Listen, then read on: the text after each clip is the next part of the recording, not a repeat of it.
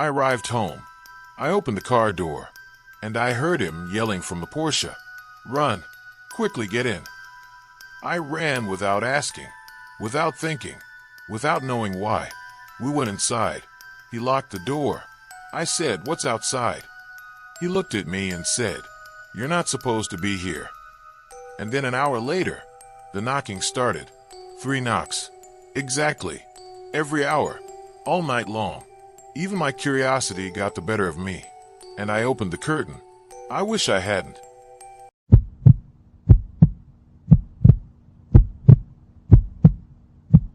In 2015, I was watching a documentary about paranormal incidents. The episode recounted the story of a family trapped in their home on the edge of a forest, claiming that strange creatures were circling their property all night.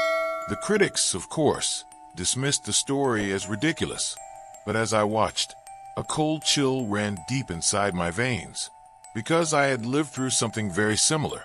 My name is Ryan Caulfield, and this is what happened to me and my crew in October 2003 at a construction site on the outskirts of a tiny town in northern Minnesota called Clear Hollow. Clear Hollow is a town of no more than 1,100 residents. It has a single main street with a gas station, a small pizzeria, a church, and a grocery store that closes at 8 in the evening. People that have known each other for generations, and everyone knows everyone else's business. It's the kind of town where if a stranger drives in with an unfamiliar vehicle, everyone notices before they even reach the end of the block. I was working as an assistant supervisor for a contracting firm specializing in industrial structures and warehouses called North Star Construction. The project manager was a man named Greg Paulson, a loud-voiced guy who usually spoke to you as if you were an insurance clerk rather than a construction worker. The contract was to build a massive distribution warehouse for a food supply company on the outskirts of town. Logistically, the location was perfect, close to the highway and far from any residential neighborhoods. But for us on the ground, it turned into something else entirely. The property bordered a state forest that stretched for dozens of kilometers to the north and west. The specific plot where we were building had been logged long ago, converted into farmland, and subsequently abandoned. Nature was aggressively reclaiming it: tall, waist-high grass, thick brush, and dense patches of scattered trees. We had been on site for 6 weeks when the incident occurred. The foundations were poured, and we were in the middle of erecting the steel framework for the building, which spanned roughly 20,000 square meters. October brought colder weather and rapidly shortening days. We usually wrapped up work around 5:30 or 6 p.m., but we were falling behind schedule and Greg was putting the pressure on us.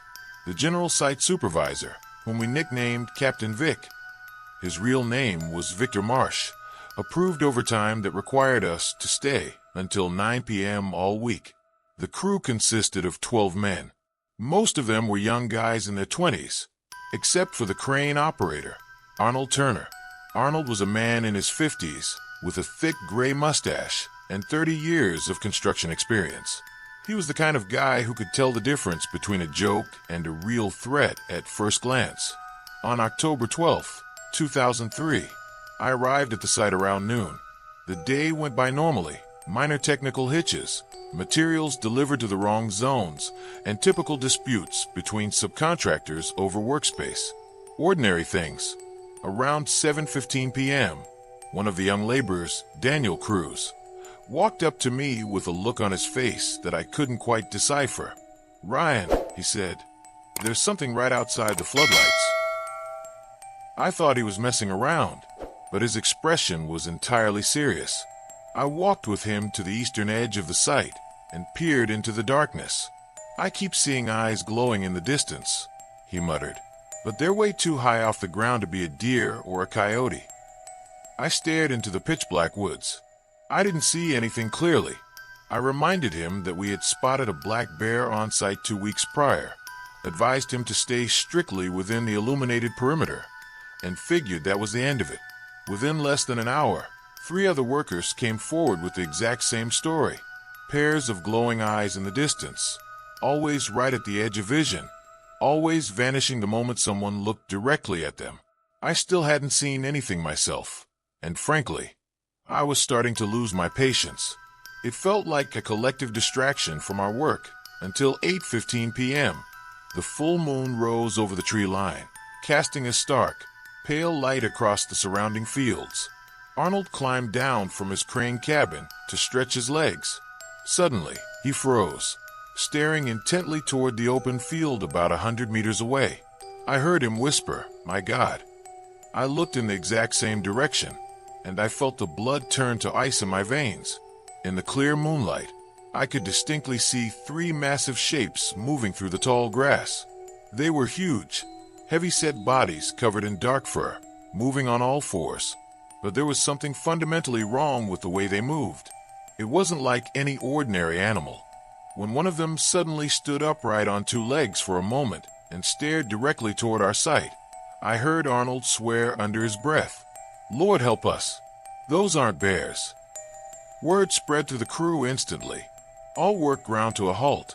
The 12 of us stood frozen in place, watching these massive silhouettes pacing along the boundary of the darkness.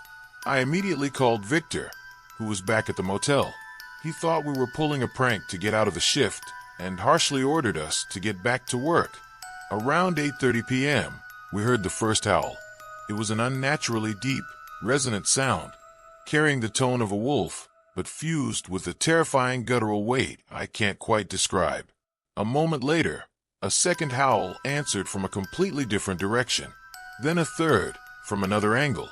This meant there were more than just the three creatures we had seen. The crew began to argue frantically.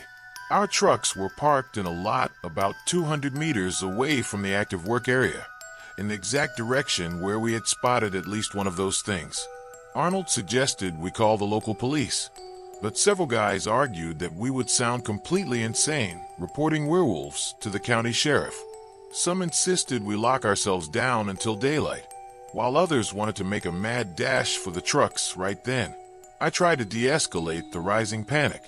I told them to stay focused, stick together, finish packing up the critical equipment, and we would leave as a single unit at 9 p.m. as planned. The air grew heavier and more suffocating as we approached 9 p.m. The shapes continued to circle the perimeter, sometimes disappearing into the trees only to re-emerge elsewhere. They didn't cross into the floodlit zone, which provided us with a fragile sense of safety. At 8:50 p.m., we began shutting down the heavy machinery to prepare to leave. At that exact moment, a sharp scream from one of the laborers made everyone spin around. One of the creatures was standing right at the edge of the light, no more than 10 meters away from our main generator. Under the glare of the powerful construction halogen lamps, we saw its details far more clearly than we ever wanted to. It stood close to 2.5 meters tall. Its body was immense, covered in thick, coarse dark fur. Its snout protruded unnaturally like a canine, and its long teeth were visible even from that distance. Its eyes glowed a piercing, predatory amber under the floodlights. The creature stood perfectly still, staring at us in a way that felt entirely non-animalistic. It felt intelligent. It was evaluating us, thinking. Then it dropped to all fours and lunged back into the shadows. Absolute panic nearly tore the crew apart. Two of the younger guys were ready to bolt blindly into the dark. Others grabbed heavy steel pipes and wrenches to use as makeshift weapons. I quickly herded everyone into the reinforced trailer office on site and slammed the heavy door shut. I told them, trying to keep my voice from cracking, "Wait, those things haven't crossed into the light, even though they easily could have. If they wanted to hunt us, they would have attacked long ago. I think they are guarding this territory, not hunting." Daniel looked at me, terrified. "But they're between us and our trucks, Ryan. How are we supposed to leave?" We spent the next 45 minutes arguing in that cramped trailer while listening to the howls echoing from different directions.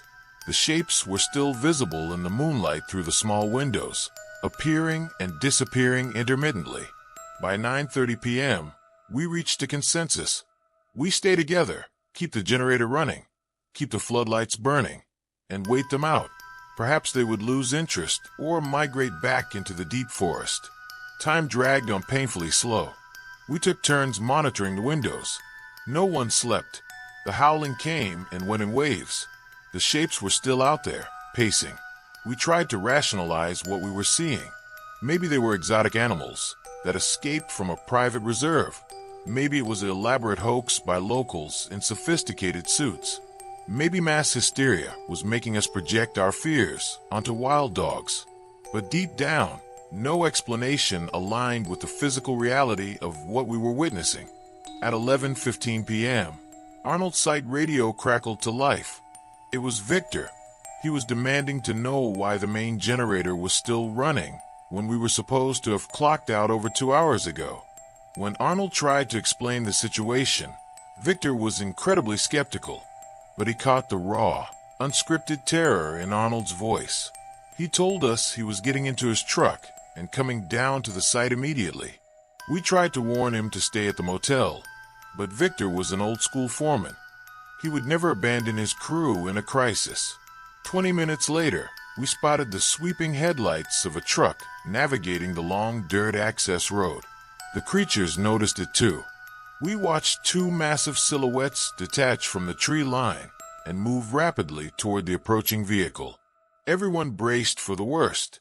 Victor's truck slowed to a crawl as the two creatures crossed the dirt road directly in his headlights. The vehicle came to a complete halt for 30 agonizing seconds. Then, the truck accelerated violently, its horn blaring continuously in a desperate attempt to scare them off. The creatures scattered, and Victor tore into the center of the job site, slamming on the brakes right inside our circle of floodlights. He climbed out of the cabin, his face completely drained of color. He screamed, "What on earth are those things?" Every single shred of skepticism had vanished from his face. With Victor's truck inside the safe zone, we had a new asset. The vehicle couldn't hold all 12 of us, but it could serve as a moving beacon of light to bridge the gap to the parking lot. The plan was simple. Victor would drive at a walking pace, while the crew walked flanking both sides of the truck. Arnold would carry a high-powered portable spotlight illuminating our front, and I would bring up the rear with a fully lit industrial blowtorch, keeping watch behind us. At midnight, we stepped out of the trailer. The procession moved at a snail's pace toward the gated lot. The creatures were visible right at the periphery of the light, tracking our movements in parallel. The sound of their heavy footsteps crushing the tall grass was terrifyingly clear. Halfway to the lot, we heard a sudden rustling in the thicket to our right. Something was keeping pace with us, just outside the light line. I called out a warning, and the men crowded tightly against the metal sides of the moving truck. And then, exactly what I feared happened. One of our labor hands, Thomas Harris, completely lost his nerve. He panicked and bolted out of the formation, running at full speed toward the parking lot. Before anyone could grab him, he was 20 meters away, then 30. His flashlight beam danced wildly in the dark as we screamed at him to come back. Suddenly, he stopped dead in his tracks. He had reached the halfway point to the cars, but realized he was now entirely isolated in the pitch black. He stood frozen, frantically panning his flashlight from side to side. I yelled as loudly as I could, "Thomas, walk back to us. Slowly. Do not run." Thomas turned and began walking back toward the truck's headlights. And at that exact second, I saw it. A massive silhouette detached itself from the shadow of a large pile of structural steel and began moving in a parallel path, effectively cutting off Thomas's return route. I screamed a warning. Thomas caught sight of the shape and froze solid. The creature stopped too, standing about 15 meters away from him.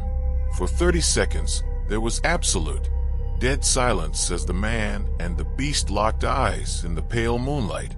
Then, inexplicably, the creature simply lost interest.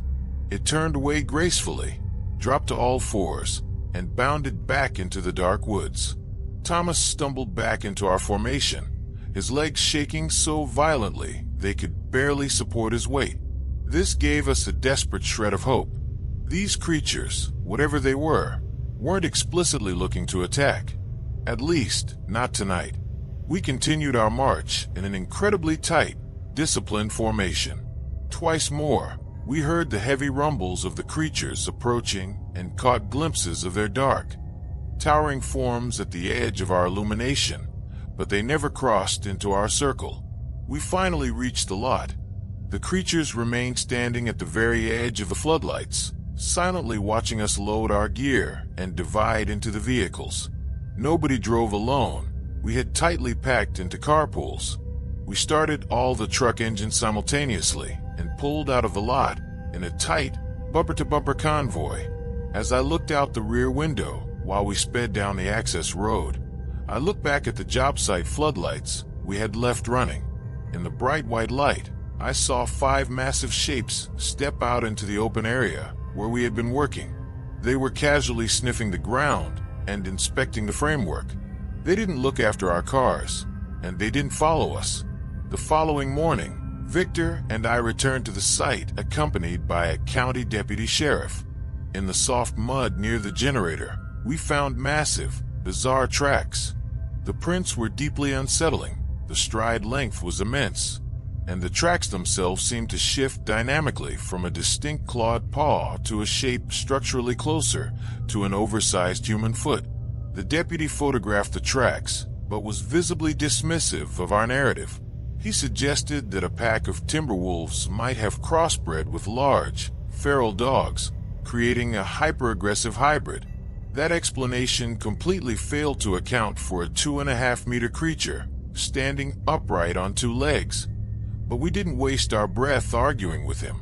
Work on the warehouse resumed, but under strict security protocols. We installed triple the amount of perimeter lighting, restricted all working hours strictly to daylight, and hired an armed private security detail. Nothing out of the ordinary happened for the remainder of the project, which wrapped up smoothly 3 months later.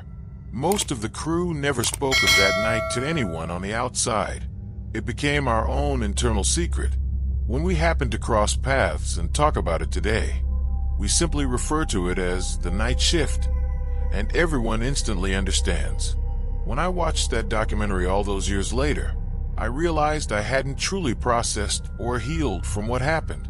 I had buried it deep in my subconscious and tried to move on with my life. But seeing those dramatic reenactments on screen, the creatures circling the perimeter, the glowing eyes in the dark, the terrified people enclosed by a fading boundary of light, brought every single emotion crashing back to the surface. The raw fear, the awe, the terrifying realization of how close we came to becoming prey to something we didn't understand. I haven't been able to look at a full moon the same way since. Every time a full moon rises, and I find myself in a wide-open rural area, a familiar tightness grips my chest. As for Clear Hollow, I never went back. It's not exactly fear. It's more like an acute awareness. I now know for a fact that there are places in this world where the barriers between humanity and the unknown are devastatingly thin. And on certain nights, the things on the other side will find you long before you ever find them. That night, despite all our modern lights, heavy tools, and roaring trucks, we were reminded of a humbling truth. We were nothing more than another species of animal, desperately trying to scramble into the light to survive. And every time that October night crosses my mind, I am left with just one haunting question. If even one of those floodlights had gone out, would we have made it out of those woods at all?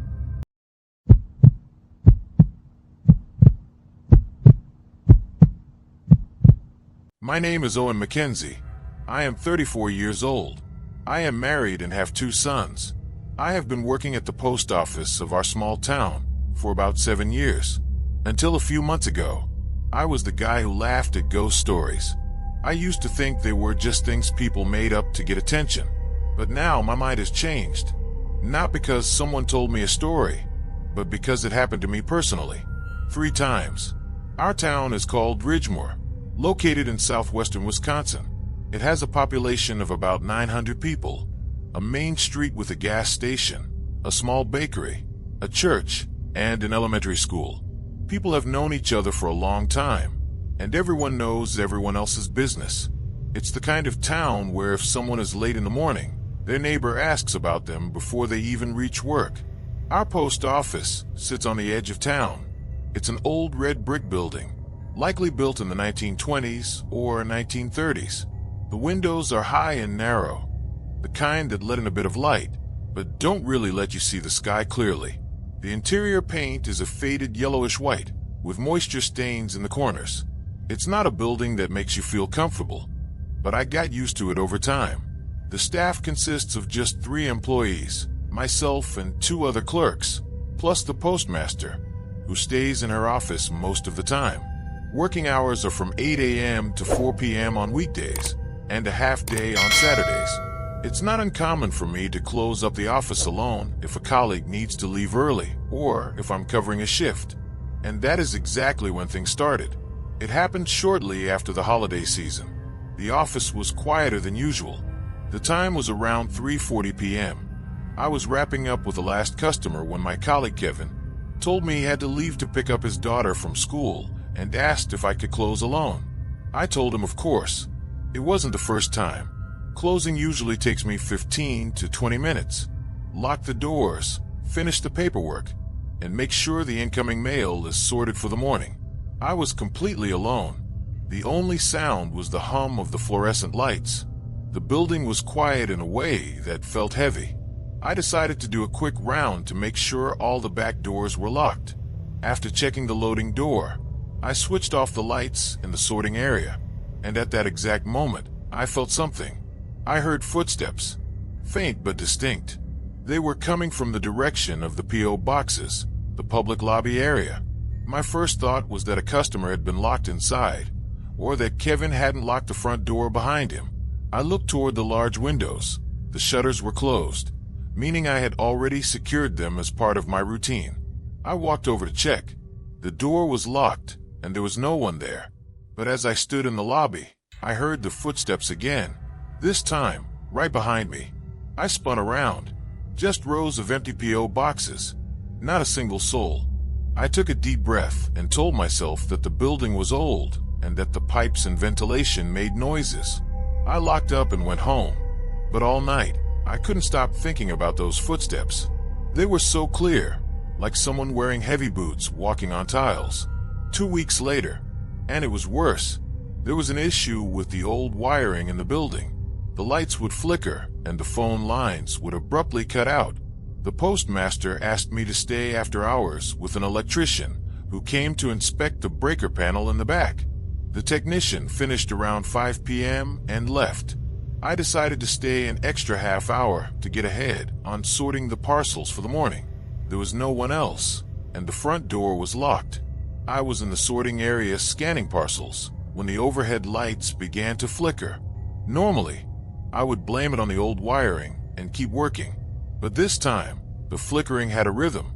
I noticed it after 30 seconds. The light would go out for a second, then 2 quick flashes, then darkness again. The exact same pattern kept repeating. This unsettled me. I walked toward the electrical panel to see if something was tripping. Before I reached it, I heard a loud crashing sound behind me. I spun around. An entire heavy shelf of sorting bins had crashed to the floor. These bins are heavy plastic and full of mail. They don't just fall on their own. Something had to hit them with force. I walked over cautiously and inspected the metal wall brackets. They were perfectly intact, not even bent. It was as if the shelf had been pulled forward without breaking the brackets. Goosebumps started spreading across my skin. Then, the lights went completely out. I was plunged into total darkness, the only light coming from the green emergency exit sign in the distance. My first instinct was to run, but I forced myself to hold it together. I pulled out my phone and turned on the flashlight. At that exact moment, I saw movement to my left. A dark, fast shape vanished behind a row of mail carts. It wasn't a shadow cast by my phone light. It was moving independently. It had a distinct form, but it disappeared too quickly for me to register it fully. And then I felt it. A freezing cold draft brushed right past me. It wasn't a normal gust of wind. It felt as if a pocket of sub-zero temperature slipped right beside me in air that was otherwise completely still. There were no fans or air conditioning running. I got out of there fast, locking the side door behind me. This third incident was what convinced me that this wasn't just a coincidence or exhaustion. This was the night I felt that there was something in this building that was truly evil. It was a Friday night, shortly after closing. My colleague, I'll call her Diana, offered to help me finish a large shipment for a local business that required sorting hundreds of identical letters.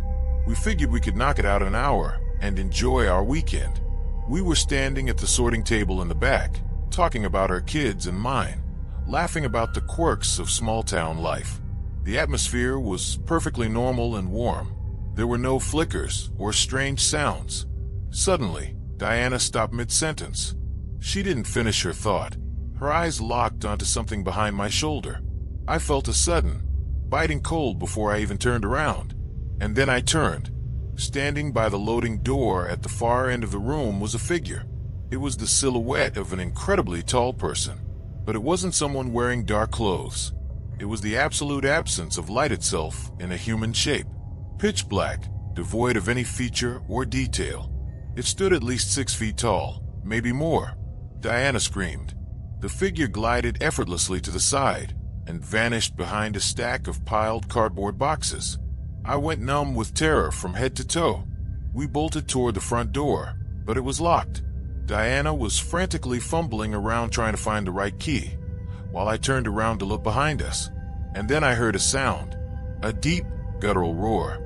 It wasn't human. It sounded like a massive animal trapped inside the building, brimming with pure malice. The sound didn't convey fear. It carried raw rage and hatred. I don't know how else to describe it, but my stomach churned the moment it echoed through the halls. Diana unlocked the door, and we burst outside. The sun had just set, and the sky was a dim gray in the final moments of twilight. We ran to our cars, climbed inside, and drove off immediately. The next morning, we had to explain to the postmaster why we had left the door unlocked. Diana and I talked about what we saw and agreed on every detail. A tall, faceless black silhouette. She told me that when she locked eyes with it, she felt as if something was being drained from her. It wasn't just fear. It was a sensation that something was actively consuming her energy. That week dragged on incredibly long. I was a nervous wreck. My wife noticed something was wrong, but I couldn't bring myself to explain it to her right away, fearing she'd think I was losing my mind. Diana called me on Sunday. She told me she had handed in her resignation. She asked me if I thought the building was haunted. I told her I believed it was something bigger than a ghost, that there was something dark inside it. She agreed, and she didn't come back on Monday. Even though she had given her 2 weeks' notice, she didn't show up. I still work at the post office. I need the paycheck and the health insurance for my family, but I've started carrying a small crucifix in my pocket, and every morning before I unlock the door, I whisper a quiet prayer. Since that third incident, things have been relatively quieter, but minor things still happen. Once, I heard a scratching sound coming from inside the wall, but found absolutely nothing on the outside. Another time, a distinct smell like sulfur filled the back room and vanished within seconds. And a sudden, icy chill still settles in a specific corner near the loading door, even when the heater is blasting. When I told my colleague Raymond, he just shook his head and said the building was settling or that there were pests in the walls. Maybe, but I saw a shelf thrown down on its own. I saw a faceless black shape, and I heard a roar that doesn't come from any animal I know. If you are listening to this and feel skeptical, I understand you. I used to be just like you. I was the person who laughed at stories like this. But now, every morning when I open the door of the post office in our quiet little town of Ridgemore, I feel something. It's not exactly fear. It's more like a heightened alertness, a knowledge that there is something in this building watching me, even if I can't see it. And sometimes, when closing time comes and I am left all alone, as the fluorescent lights hum and their sound fills the silence, I ask myself one question. That faceless black figure, was it here long before me? And when I finally leave, Will it remain? Our small town remains quiet and peaceful, and nobody knows. The post office still opens at 8 a.m. every single day, and the lights still flicker sometimes.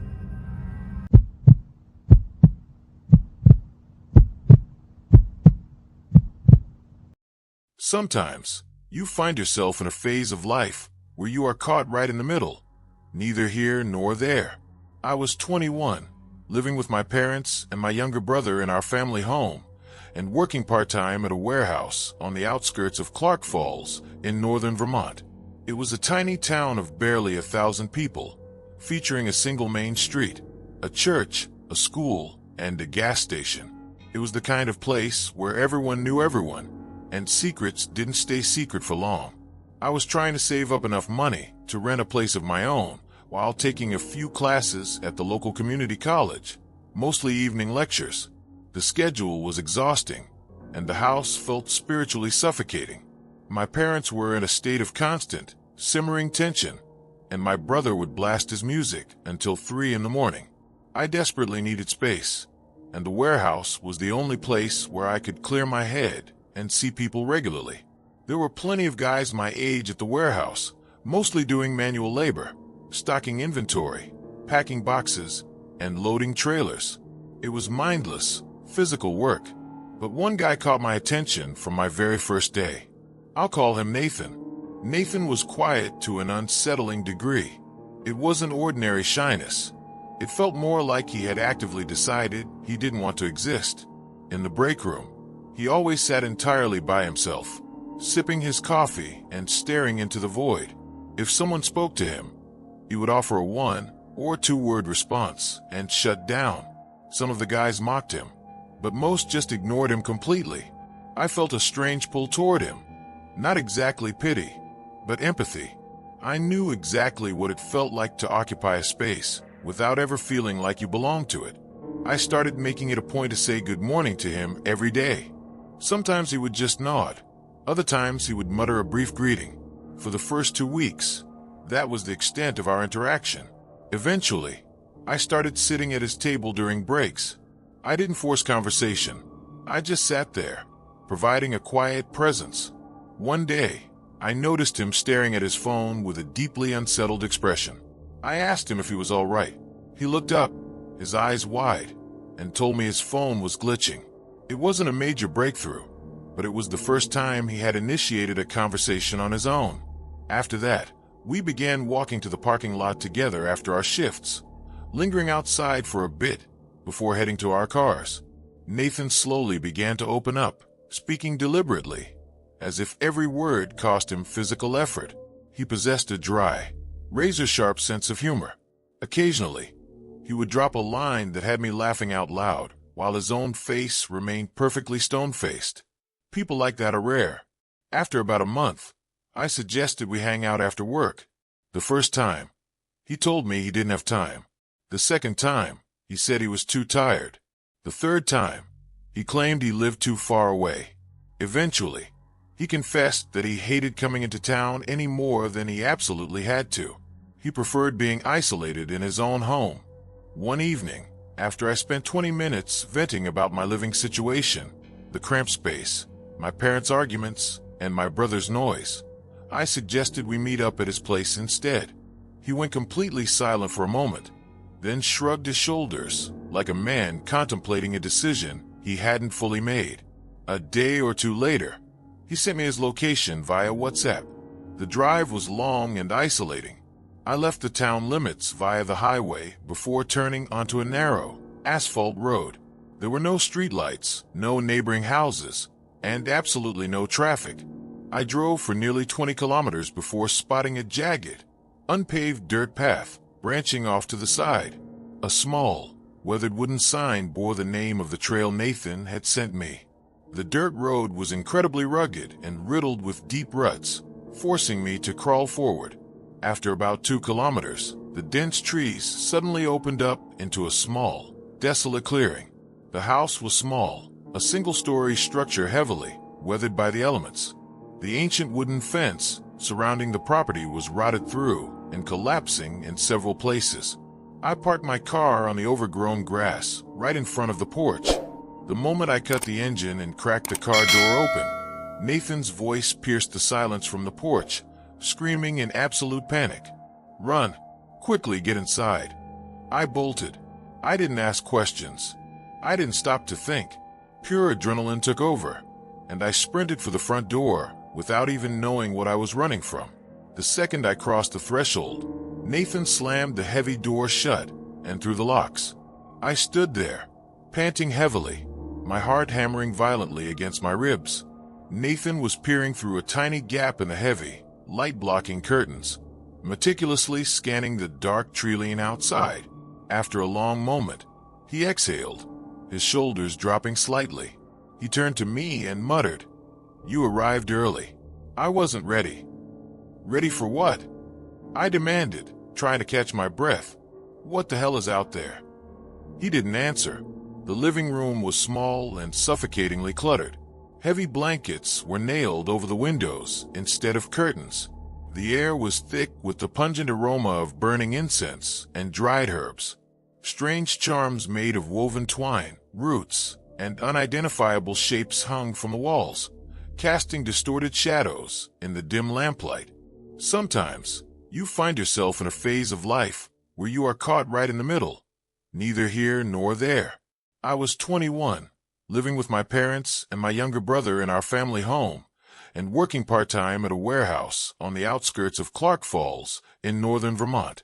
It was a tiny town of barely 1,000 people, featuring a single main street, a church, a school, and a gas station. It was the kind of place where everyone knew everyone, and secrets didn't stay secret for long.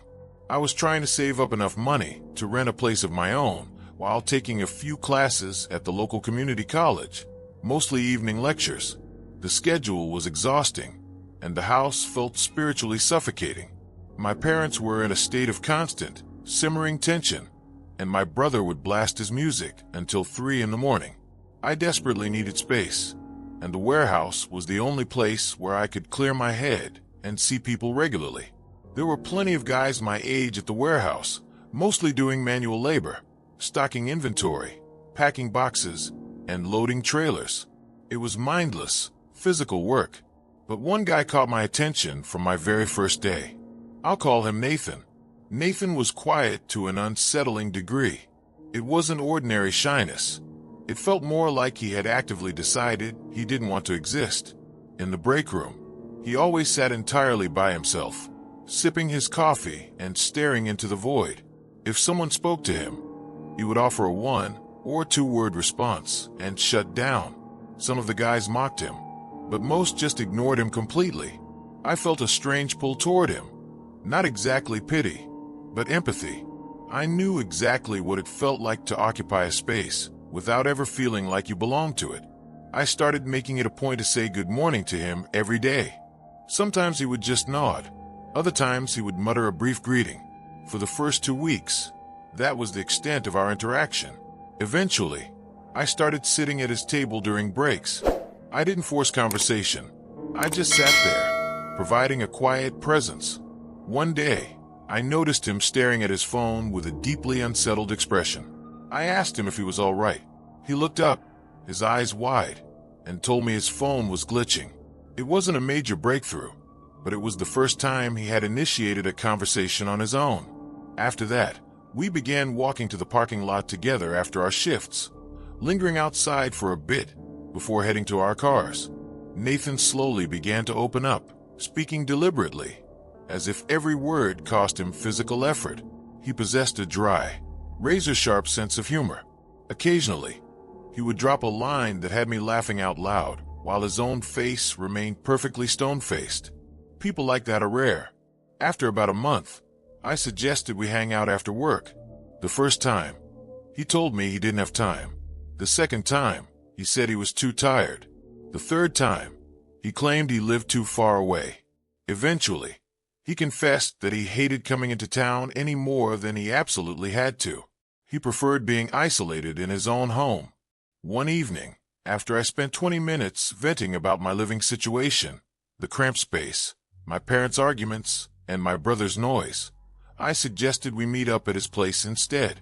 He went completely silent for a moment, then shrugged his shoulders, like a man contemplating a decision he hadn't fully made. A day or two later, he sent me his location via WhatsApp. The drive was long and isolating. I left the town limits via the highway before turning onto a narrow, asphalt road.